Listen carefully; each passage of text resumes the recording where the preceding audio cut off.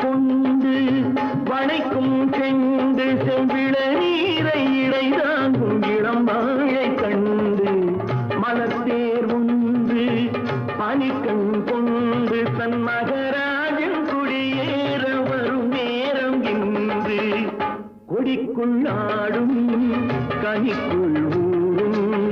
இனிக்கும் சாரம் கிடைக்கும் காலம் ஆனந்த நாடகத்தை ஆட வந்த பாத்திரங்கள்